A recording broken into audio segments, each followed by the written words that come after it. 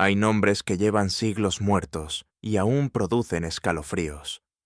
Nombres que se grabaron tan profundo en la memoria humana que ninguna guerra, ningún siglo y ningún olvido ha podido borrarlos.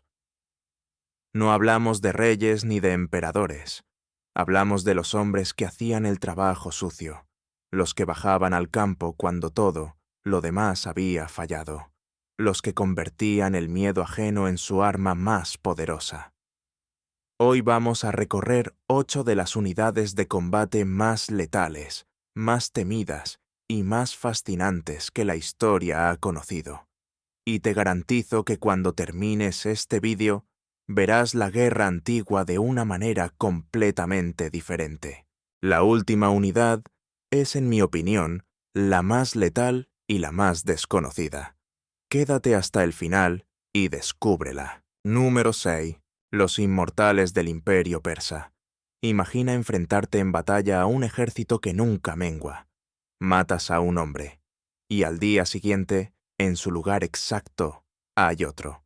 Mismo uniforme, mismo escudo, mismo número, como si nadie hubiera muerto. Eso era exactamente lo que el Imperio Aqueménida quería que sus enemigos sintieran cuando miraban a los inmortales. 10.000 soldados de élite. Siempre 10.000, porque en cuanto uno caía por herida, enfermedad o muerte, otro ocupaba su posición antes de que nadie pudiera contarlos.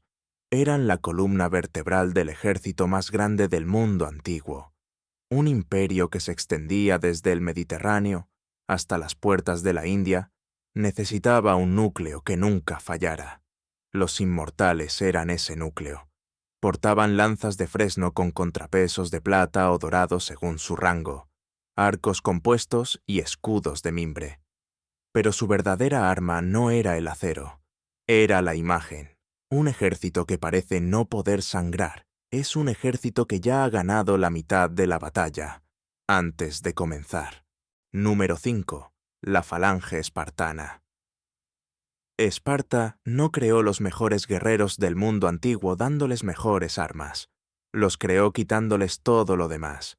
Desde los 7 años, los niños espartanos abandonaban su hogar para someterse al agogé, un sistema de formación brutal diseñado no para crear héroes individuales, sino para fabricar piezas perfectas de una máquina colectiva. Se les enseñaba a dormir en el frío, a robar comida sin ser descubiertos, a soportar el dolor en silencio. No porque fueran sádicos, sino porque entendían algo que pocos ejércitos han comprendido tan bien. El miedo es el enemigo más peligroso en el campo de batalla, y el miedo se mata entrenándolo hasta que desaparece. En combate, el hoplita espartano formaba parte de la falange, una línea de escudos, lanzas y cuerpos tan compacta que el enemigo no veía hombres, veía una muralla, y esa muralla avanzaba. Lo más revelador de su filosofía militar es esto.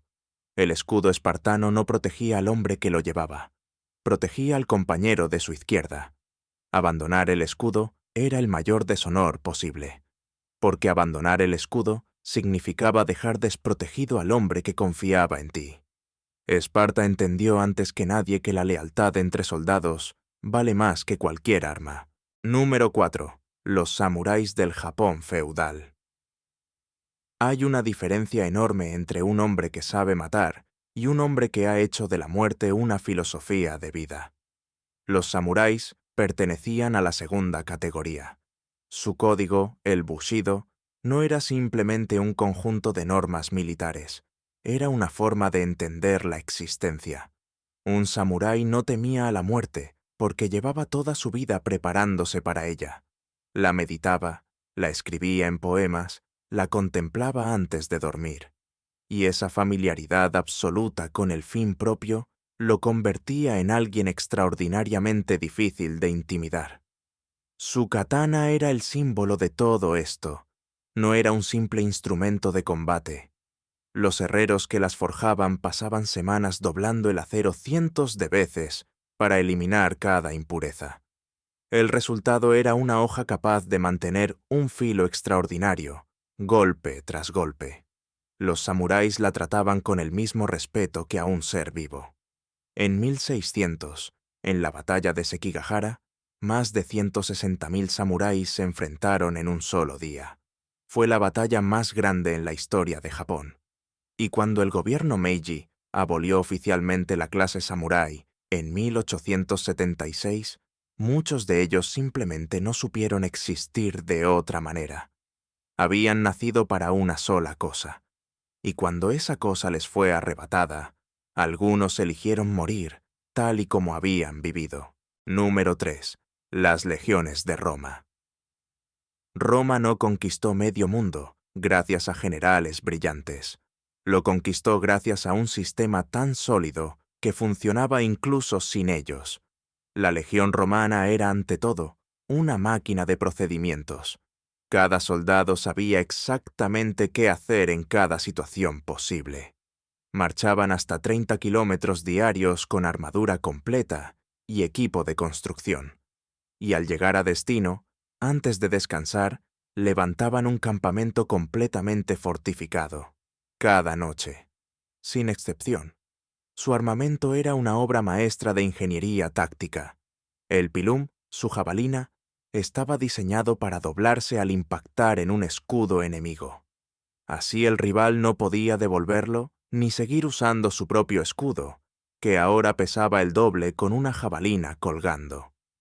Entonces llegaba el legionario con el gladio, una espada corta de estocada perfecta, para el combate cuerpo a cuerpo en espacios cerrados. Durante más de 500 años, si Roma apuntaba sus legiones hacia un pueblo, ese pueblo casi siempre terminaba siendo romano. Casi siempre. Porque en el año 9 después de Cristo, en los bosques del norte de Germania, un caudillo llamado Arminio condujo a 3 legiones completas hacia una emboscada. 20.000 hombres. Ninguno regresó. Fue la mayor derrota de Roma en siglos, y la lección que dejó es que el sistema más perfecto del mundo sigue siendo vulnerable cuando alguien que lo conoce desde dentro decide usarlo en su contra. Número 5. Los berserkers vikingos. No todos los vikingos eran iguales. La mayoría eran agricultores y marineros que asaltaban costas extranjeras cuando el invierno aflojaba. Peligrosos, sin duda. Pero los berserkers eran otra cosa completamente distinta.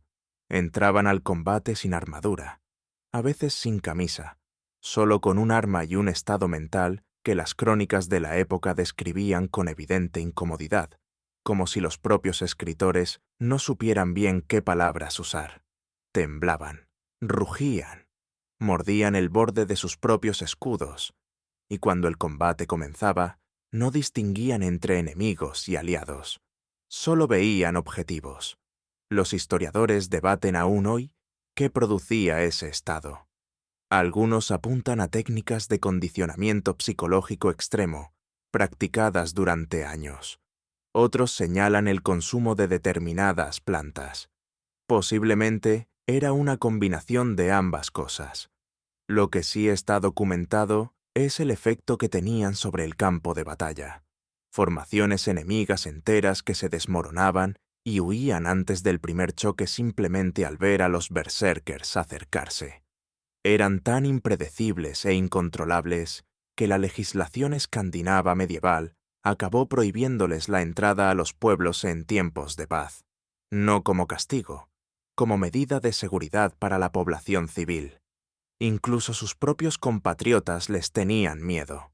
Número 1. Los arqueros mongoles. El imperio mongol fue el más extenso que la humanidad ha visto jamás en un solo período de tiempo, y se construyó principalmente con un hombre, un caballo y un arco. Los guerreros mongoles aprendían a montar antes de aprender a caminar distancias largas. La arquería era parte de su vida desde la infancia. Un arquero mongol adulto era capaz de disparar 10 flechas por minuto con precisión real mientras cabalgaba a máxima velocidad, en cualquier dirección, incluida hacia atrás. Su táctica más devastadora era engañosamente simple. Atacaban, retrocedían fingiendo huir, Esperaban a que el enemigo rompiera su formación para perseguirlos, y entonces giraban en bloque y aniquilaban a una fuerza ya desorganizada desde múltiples ángulos simultáneamente. Funcionó en Asia Central, funcionó en Persia, funcionó en Rusia, funcionó en Polonia. El mundo tardó décadas en aprender a no caer en esa trampa. Las ciudades que se rendían sin resistencia eran respetadas y podían integrarse en el imperio. Las que resistían eran destruidas hasta los cimientos. Y la noticia viajaba. Hubo ciudades que abrieron sus puertas sin disparar una sola flecha, simplemente porque habían escuchado lo que le había ocurrido a la ciudad del valle de al lado.